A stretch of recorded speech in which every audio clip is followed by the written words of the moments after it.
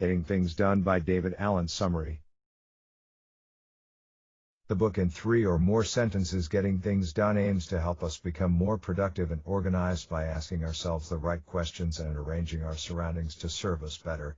In GTD, David Allen shares proven methods and tricks from his years of experience as a management consultant. And these tips will supposedly aid us in handling unexpected work better, help us keep our sanity, overcome feelings of anxiety, and most importantly, remain focused on our long-term goals. The core idea: a practical approach for maximizing productivity. Getting Things Done is all about setting the right priorities and accomplishing tasks that will move you closer to your desired long-term future life. By clearly stating what you want to achieve, you'll focus all of your energy on doing the right things and skipping everything else. In short, GTD focuses on getting stuff done with less effort and stress. 5 key lessons from Getting Things Done. Lesson number 1. Lack of clarity is the real reason you're not getting things done, not lack of time. Lesson number 2. There are 5 concepts to control your daily workflow. Lesson number 3. Make choices based on 4 criteria model. Lesson number 4. Interruptions are unavoidable in life. Lesson number 5. Follow the 6-level model to keep working on your dream. Lesson number 1. Lack of clarity is the real reason you're not getting things done, not lack of time. Do you know why there are so many things on your mind? Why you feel like you don't have enough time in your day to finish your tasks? It's not what you think. As the author says in the book, things rarely get stuck because of lack of time. They get stuck because what doing would look like, and where it happens, hasn't been decided. Let me expand on this. If you're like most people, you probably have dozens of things on your to-do list. But in a lot of occasions, simply writing "I need to write a new article" or "I need to work on project X" is not enough. It's simply too broad definition to give you a good perspective about what you need to do.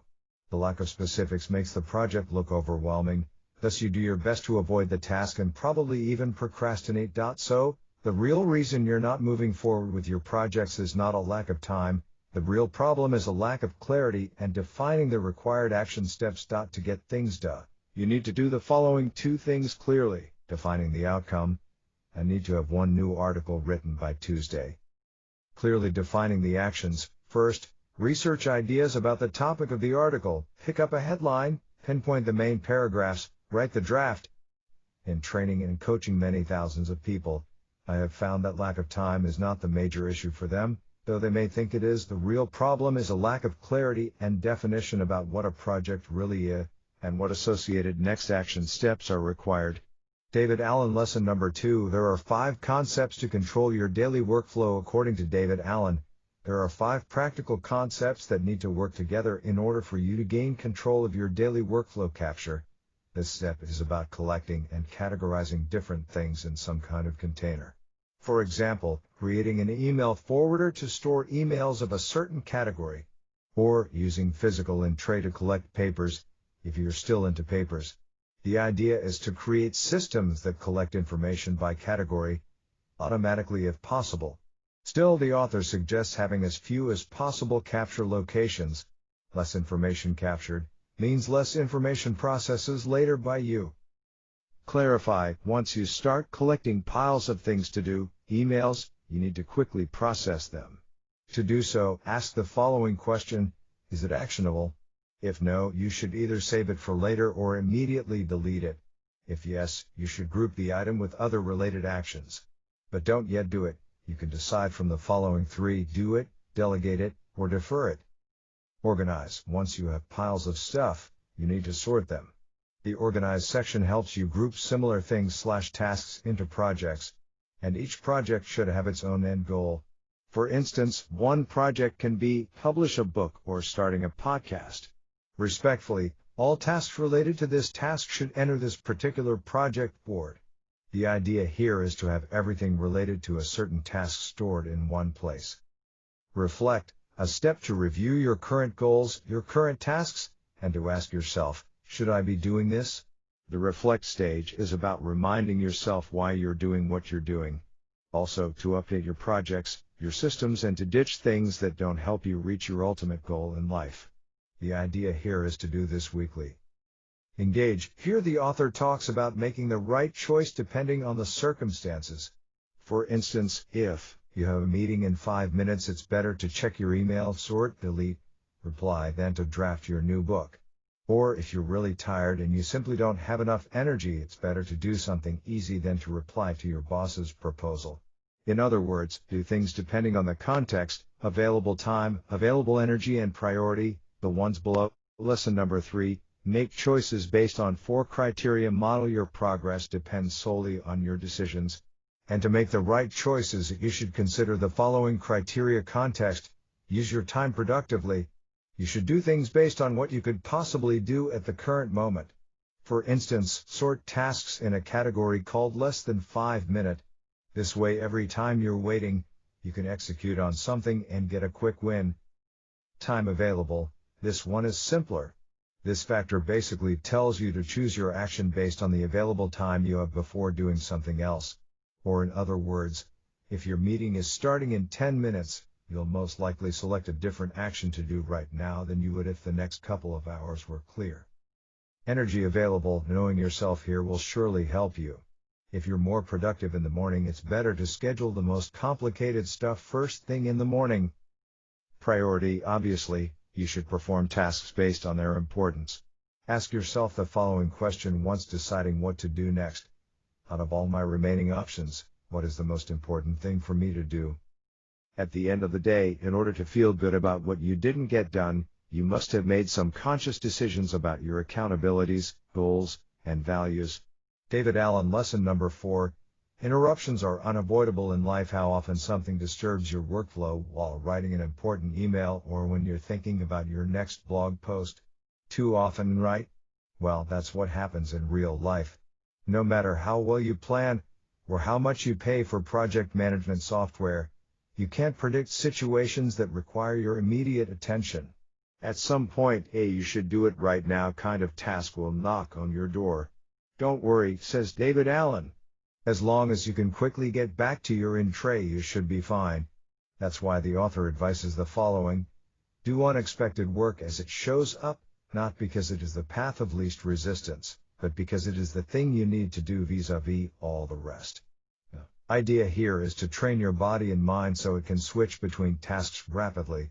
Or in other words, while holding on the phone, check your emails. While driving, check your voicemails. You should organize your working space for solitude, but be prepared for interruptions and get back to what you were doing when disturbed immediately. People often complain about the interruptions that prevent them from doing their work. But interruptions are unavoidable in life. When you become elegant at dispatching what's coming in and are organized enough to take advantage of weird time windows that show up, you can switch between one task and the other rapidly. David Allen. Lesson number 5. Follow the 6-level model to keep working on your dream. Another lesson and another multiple-level system. This final lesson is uberly important. It's not only about work, it's also about your life. About finding what's important in it so you can master the art of stress-free productivity. Here's the system in short. Horizon 5. Life. The only way to be really productive and fulfilled in your life is by deciding the following: why you're here on the planet. Figure out what kind of life and work will suit you best. Once you know to get to that dream state, continue doing the rest. Horizon 4. Long-term visions. Create long-term projects based on the above step. Each project will be like a North Star, showing you the way. Of course, each project should be clearly defined. A good idea here is to have 2 different sections, professional and personal. As you probably guessed it, the pro section will list things that will help you advance in your career, where the personal section is all about you and your family. Horizon 3. 1 to 2-year goals, things you need to achieve in the rather short term that will help you accomplish the long-term goals. You're basically chunking the big tasks into smaller projects. Horizon 2. Areas of focus and accountability. You should always be 100% aware of what you're doing. Use the 2 focus lists created above, professional and personal, and depending on what you're doing, write down the projects associated with these lists. For instance, things included in your professional list might include project management, customer service, etc. In contrast, your personal list might have things like parenting, learning how to code, working on X project. The idea is to be aware of what are your obligations. Horizon 1. Current projects. Consider each project like a folder on your desktop. When you open the folder, all files related to the project should be in place. When you're working on Project X, you should be aware of everything related to this plan. That's why you should set a system to collect and sort incoming information. Ground. Current actions. This section is about your immediate priorities, the things you should do on a daily basis to get to the top-level horizon. Nothing fancy here. Decide which project you'll be tackling today, tomorrow, now, and define what should be your next actions. Though the author suggests a bottom-up approach, meaning starting with ground, horizon 1, etc., I do believe that a top-down approach is better. Because only by figuring out your place on the planet Earth you can set good long-term goals and prioritize your current tasks. Love taking notes? Download the worksheet. Worksheet actionable notes. Write down your desired outcome when doing something. When facing a dilemma-like situation, or you're simply wondering how to act in a particular situation, describe what should happen in a single sentence. Or in other words, write down the required actions on a piece of paper that will help you resolve this. Don't postpone this. Take a pen and brainstorm your next step. Set a vision. You must have a clear picture in your mind of what success would look, sound, and feel like. Basically, to know what will happen when you achieve success. How your world will change when you've achieved your vision. Set up your workspace. You must be fanatic about your workspace. Choose a physical location and call it your office. Restrict the access and don't let others use your desk. It should be your sacred place, the place you focus and the place you create. When you're behind your desk, the only thing that should cross your mind should be tasks that will move the needle closer to your goal. Create a system for collecting info, whether you'll have a physical place where you collect information about your different project, a digital one, or both. A system to gather and collect info should be in place. Consider the email forwarder mentioned above. The reason you need this is simple. When everything is organized and easily accessible, the likelihood of you procrastinating will significantly decrease. Frequently purge files. I suppose you clean your house at least once a month, so why not take the same approach about the files you collect? Cleaning your house and files keeps you sane and helps you focus on the essentials. So, don't just pile junk in drawers or folders on your computer. Schedule purge days and remove things you don't use from both your office desk and your personal computer. Commentary and my personal takeaway was disappointed. Getting things done is quoted by online gurus around the world and mentioned in different sites about productivity. The GTD method is considered the best approach to become ultra-productive. A way to transition from a lazy snail to a blazing doer. Unfortunately, even though it was revised and updated, I can't say that Getting Things Done is even close to being the best book about organizing your life and becoming more productive. The book gravitates too much around arranging your desk, and about what you should remove and about what you should put as decorations in your office. There are more than 100 pages about organizing your cabinets, your shelves, and your desktop. But in the 21st century, as you probably know, you need simply a laptop and access to the internet. You don't need supplies or in trays to collect paper. You knew fewer things on your desk. Overall, the main lessons of this book could have been condensed in a page or two. The major takeaway for me is about grouping things into projects. It's much easier to do something when you have everything in one place. Notable quotes. And if you're not totally clear about the purpose of what you're doing, you have no chance of winning. Purpose defines success.